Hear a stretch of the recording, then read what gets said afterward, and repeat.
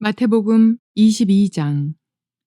이에 바리새인들이 가서 어떻게 하면 예수를 말의 올무에 걸리게 할까 상의하고 자기 제자들을 헤롯 당원들과 함께 예수께 보내어 말하되, 선생님이여, 우리가 아노니 당신은 참되고 진리로 하나님의 도를 가르치시며 아무도 꺼리는 일이 없으시니 이는 사람을 외모로 보지 아니하심이니이다. 그러면 당신의 생각에는 어떠한지 우리에게 이르소서. 가이사에게 세금을 바치는 것이 옳으니이까 옳지 아니하나이까 하니, 예수께서 그들의 악함을 아시고 이르시되, 외식하는 자들아, 어찌하여 나를 시험하느냐. 세금 낼 돈을 내게 보이라 하시니 데나리온 하나를 가져왔거늘, 예수께서 말씀하시되, 이 형상과 이 글이 누구의 것이냐.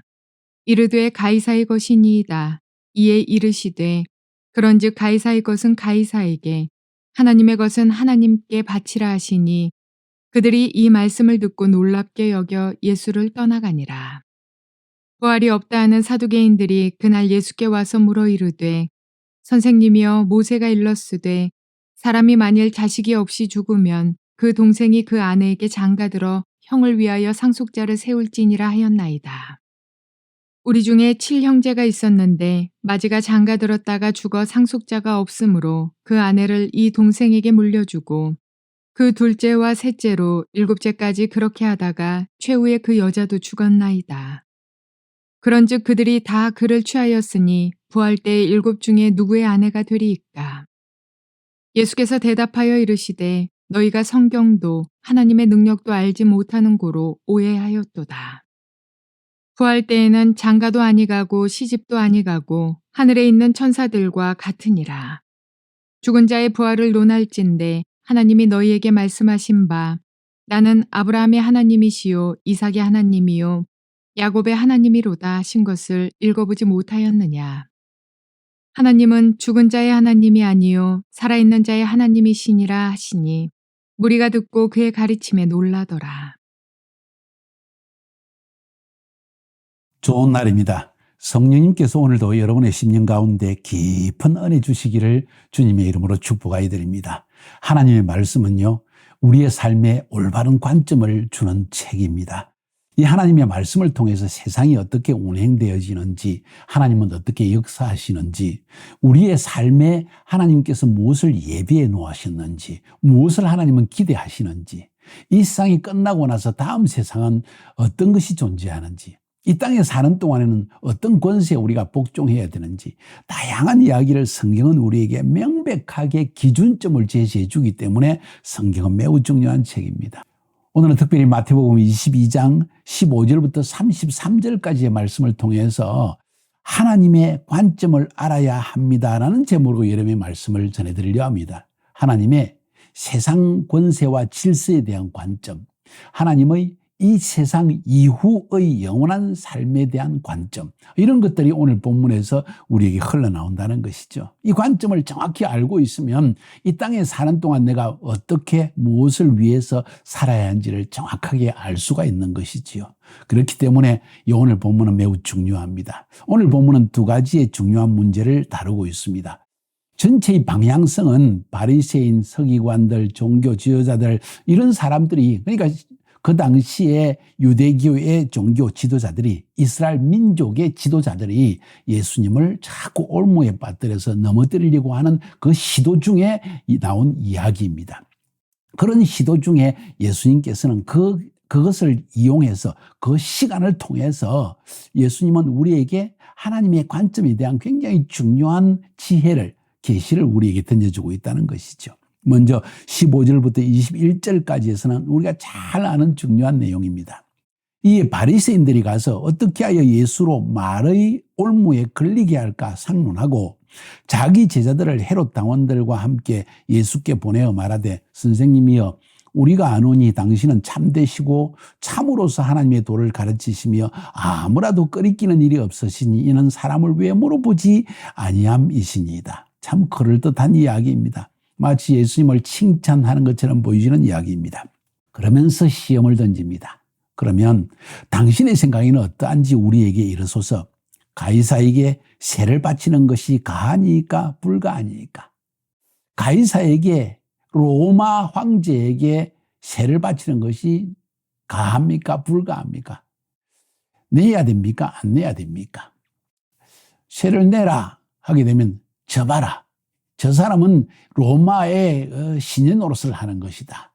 어떻게 이 하나님의 백성이 이 다른 이방 민족에게 세금을 내라고 하는가? 저 사람이 어떻게 예언자를 할 수 있는가? 메시아를 할 수 있는가? 이렇게 말할 것이고, 내지 마라. 그러면 그들이 이 말을 가지고 예수가 황제에게 세를 내지 말라고 했다. 제자는 반역자이다 하고 고소를 하려고 그런 것이죠. 기가 막힌 올무를 지금 만들어낸 것입니다. 그때 예수께서 저희의 악함을 보시고, 마음의 악함입니다. 우리 삶에 일어나는 모든 문제는 우리의 마음의 악함 때문입니다. 내 목적, 내 이익을 위해서, 한 사람을 넘어지게 하기 위해서, 내 목적을 이루기 위해서 악한 마음 때문에 이런 일을 행한다는 것이죠. 저희 악함을 보시고 가라사대 외식하는 자들아 어찌하여 나를 시험하느냐? 바로 문제의 핵심에 들어갑니다. 이런저런 이야기를 하지 않습니다. 쇳돈을 내게 보이라. 그 가이사의 돈을 한번 보여봐라. 데나리온 하나를 가져오거늘 예수께서 말씀하시되 이 형상과 이 글이 네 것이냐? 이 동전의 얼굴 모습과 여기에 있는 글이 무슨 글이냐? 로마 황제의 얼굴과 로마 황제의 언전이라는 것이 적혀 있지 않느냐는 거죠. 가로되 가이사의 것입니다. 하니까 가라사대 그런즉 가이사의 것은 가이사에게, 하나님의 것은 하나님께 바치라. 저희가 이 말을 듣고 기이 여겨 예수를 떠나가니라. 도저히 울모에 빠르들려고 해도 그 예수님의 엄청난 지혜 때문에 도저히 감당할 길이 없다는 것이죠. 가이사의 것은 가이사에게 바쳐야지. 이 말은 가이사에게 세를 내라는 말이다, 내지 말라는 하고 상관없는, 가이사의 얼굴이 있는 것은 가이사에게 줘야 되는 거 아니냐, 너무나 당연한 이야기야 아니냐 하는 이야기를 답을 주셨다는 것입니다. 자, 그러면 여기서 우리가 많은 질문이 떠오를 것입니다. 그럼 예수님이 도대체 대답하신 것이 무엇입니까? 그러면 황제에게 세금을 내야 된다는 말입니까? 안 내야 된다는 말입니까? 우리는 우리의 생각은 거기에 집중하게 되어지죠. 자, 멈춰봅시다. 성경은 성경으로 해석하는데 로마서 13장 1절 2절에 보니까 하나님께서 우리에게 이 땅의 질서, 사실은 그 당시에 로마라는 나라가 이스라엘을 점령하여서 그 점령세를 받아들이고 있었죠. 자, 이것을 낼 것인가 말 것인가 할 때 여기에서 우리의 기준점이 무엇인가, 하나님의 관점이 뭔가를 알아야 됩니다. 하나님은 말씀하시기를, 로마서 13장 1절 2절에 바울의 입을 통해서 말씀하시기를, 각 사람은 위에 있는 권세들에게 복종하라. 권세는 하나님으로부터 나지 않음이 없나니 모든 권세는 다 하나님께서 정하신 것이라. 모든 권세는, 로마가 이스라엘을 점령한 것 하나님이 정하신 것이라. 이스라엘 백성들의 죄악 때문에 하나님이 허락하신 것이라. 이런 이야기라고 말할 수 있겠죠. 그러므로 권세를 거스리는 자는, 하나님이 이 땅 위에 허락하신 세상 권세를 거스리는 자는 하나님의 명을 거스림이니 거스리는 자는 심판을 자취할 것이다. 세금 안 내면 분명히 감옥에 갇히거나 혹은 노예가 되거나 될 것이다. 아주 쉽게 표현하면 이런 이야기입니다. 그런 의미에서 주님은 말씀하실 가이사의 것은 가이사에게 바쳐라. 사실은 이 말을 통하여서 주님은 우리가 이 땅에 살면서 우리가 지켜야 될 세상 질서, 세상 권세, 그 나라의 정치 권세, 그 나라의 법과 나의 삶의 관계, 그 질서를 어떻게 할 것인가에 대한 관점을 제시한 거예요. 하나님의 관점. 세상을 살아가는, 어떻게 살아야 할 것인가에 대한 하나님의 관점을 보여준다는 것이죠. 어떻게 살아야 합니까? 이 세상에 있는 모든 권세는 하나님이 허락하지 아니하면 설 수가 없는 것이다. 공산주의라는 권세, 모슬렘 이슬람 국가라는 권세, 혹은 독재자라는 권세자, 한 나라의 대통령이, 새로운 대통령이 섰다. 이 모든 것은 하나의 하나님이 정하신 권세라는 것이죠. 그 권세자에게 복종하는 것이 하나님의 뜻이다. 왜? 하나님의 허락하심이 없이는 결코 그 권세자는 그 나라의 그 민족의 권세자가 될 수 없기 때문이라는 거죠. 이건 하나님이 세우신 권세자라는 이야기입니다. 가이사의 것은 가이사에게 바쳐라. 하나님의 것은 하나님께 바쳐라. 여기서 또 한번 생각해 볼 것은, 그러면 이 모든 세상의 것은 하나님의 것이 아니고 세상 사람 것입니까? 아니죠. 하나님의 것은 하나님께 바쳐야 됩니다. 그 말은 저는 또 이렇게 한번 생각해 보려고 합니다. 가이사에게 세를 내면서도 그 마음속에, 그래봐야 이 모든 것은 하나님의 것이야. 하나님이 통치하시고 계셔. 나는 가이사에게 바쳤지만 하나님이 그 모든 물질이 또 하나님의 그 통치권 아래서 사용되도록 하실 것이야 하는 믿음, 이것이 우리의 성도된 사람들의 믿음이 아닌가 하는 생각을 가지게 되어집니다. 여러분 어떻게 생각하십니까? 자, 오늘 첫 번째 부분은 이런 세상에 있는 질서에 대한 하나님의 관점, 여기에 대한 이야기를 나누어 드렸습니다. 한번 깊이 생각하시고 토론해 보시기 바랍니다. 두 번째 관점의 이야기가 나옵니다. 23절부터 33절까지입니다.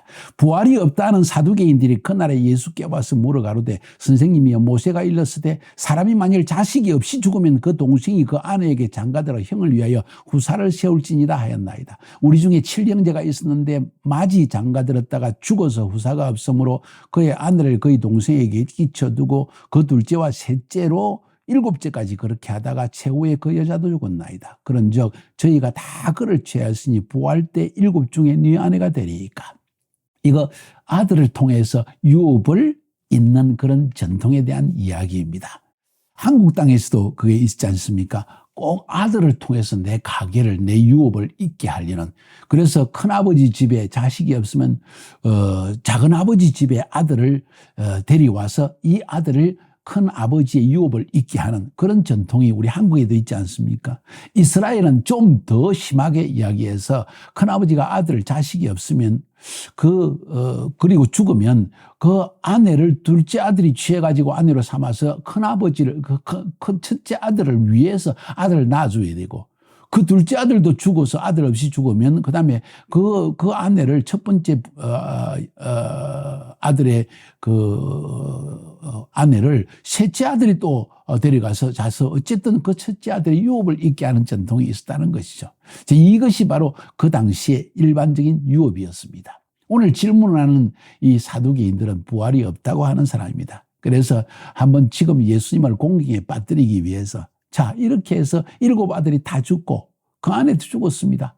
천국에 만약에 부활 때 되면은 그 여자는 첫째 아들의 부인입니까? 둘째 아들 부인입니까? 셋째 아들 부인입니까? 7째 아들 부인입니까? 이런 이야기를 던진 것이지요.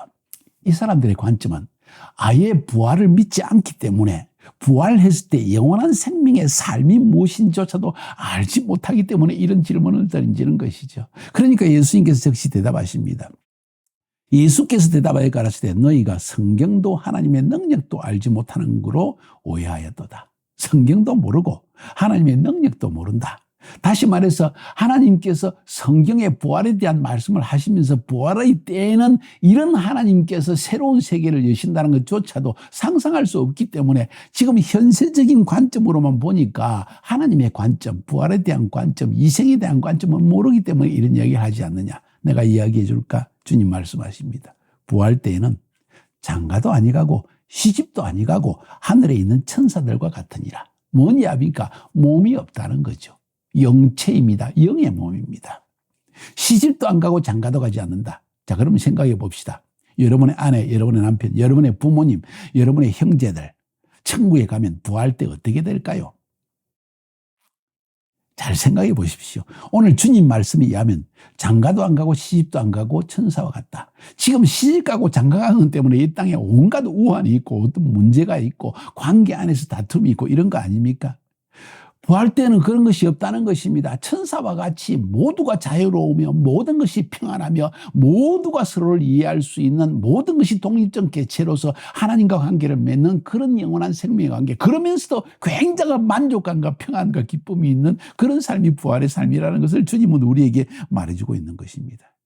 그러니까 이 땅에 살면서 우리가 살아가는 그 가족의 삶, 또 공동체의 삶, 육체 속에서의 삶, 이것은 어찌 보면 영원한 생명의 삶, 부활 때의 삶을 위한 준비의 삶에 불과한 것이지 이것이 영원한 삶이 아니라는 걸 주님 말씀하시는 거예요. 그러다 보니까 이 땅에 사는 삶이 영원한 것처럼 착각하니까 이 땅에서 얻기 위해 다투고 빼앗기 위해서 싸우고 뭐 이런 일들이 일어나지만은 부활할 때는 그런 것이 없다는 것이죠.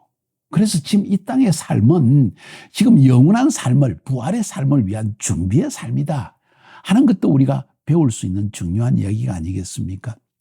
그러면서 주님이 계속 말씀하십니다.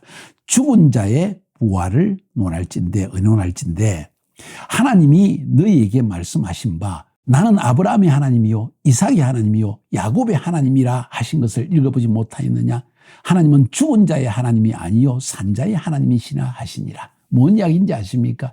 하나님께서 모세에게 나타나셔서 나는 아브라함의 하나님이요 이삭의 하나님이요 야곱의 하나님이다 하고 말씀하실 때 현재형 말씀을 하셨다는 거야.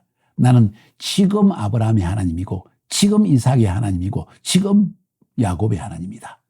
하나님이 나는 아브라함의 하나님이었고 이삭의 하나님이었고 그리고 야곱의 하나님이었다 하는 과거형을 쓰지 않았다는 것입니다. 그 말은 아브라함 지금 없지 않느냐? 죽고 없지 않느냐? 근데 그는 부활하여서 나와 함께 살아있다는 이야기라는 거예요. 이 이야기를 지금 들려주십니다. 사랑하는 여러분, 하나님은 죽은 자의 하나님이 아니라 산 자의 하나님이시다. 그분은 부활의 하나님이시다. 우리가 이 땅에 살면서 잠깐 살고 있는 이 삶의 형태를 보고 죽으면 슬퍼하고 그러지만은 우리의 삶은 하나님을 믿는 자의 삶은 이상으로 끝난 것이 아니라 하나님과 함께 부활해서 지금도 살아계신 하나님을 얼굴을 배우는 그런 영원한 생명의 삶을 사는 것이다 하는 이야기를 지금 들려주는 것입니다. 사두개인들에게 말하기를 너희들이 부활이 없다고 하지. 성경 제대로 아느냐? 성경 읽어보면 나는 아브라함의 지금의 아브라함의 하나님이고 지금의 이삭의 하나님이고 지금의 야곱의 하나님이라는 거 못 읽어봤느냐? 문법도 모르느냐? 성경을 읽으면 하나님이 과거 시제를 쓰지 않고 현재 시제 쓴 것을 모르겠느냐? 바로 하나님은 부활의 하나님인 걸 보여주기 위해서 그 말씀을 하신 것이다 하는 말씀을 하고 있는 것입니다. 하나님은 부활의 하나님이십니다. 지금 살아있을 때 우리의 하나님일 뿐만 아니라 죽고 나서도 우리는 살아서 하나님을 직접 뵈고 하나님은 살아계셔서 우리와 교제하시는 부활의 하나님이시다. 우리는 부활의 존재이다 하는 이야기를 지금 들려주고 있는 것입니다. 하나님의 관점, 이런 부활에 대한 신앙이 있는 사람은 바로 그 부활을 준비하는 삶을 현세에서 살아가게 되어 있습니다. 이것이 바로 성도의 삶의 모습이라는 거예요. 이것이 바로 우리가 하나님의 관점을 알아야 되는 이유입니다. 오늘 하나님의 관점에 대해서 두 가지를 배웠습니다. 첫 번째는 이 세상 질서에 대한 하나님의 관점. 두 번째, 부활에 대한 하나님의 관점. 여러분이 들은 것을 한번 서로 나누어 보세요. 하브루타를 해보라는 이야기입니다. 그래서 이것이 여러분의 삶에 어떻게 적용되는지도 한번 나눠 보세요. 승리하시기를 주님의 이름으로 축복해 드립니다.